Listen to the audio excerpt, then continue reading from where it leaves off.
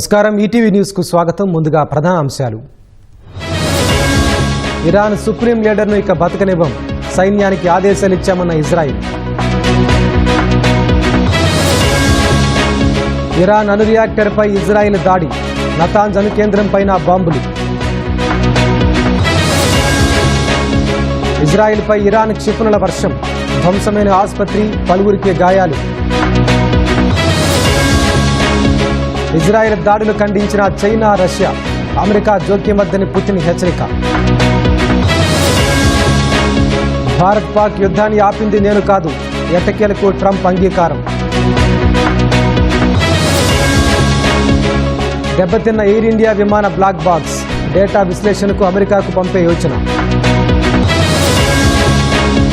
Justice Varma ఇంట్లో నోట్ల కట్టలు నిజమే, ఆయన్ను తొలగించాలన్న సుప్రీంకోర్టు ప్యానెల్.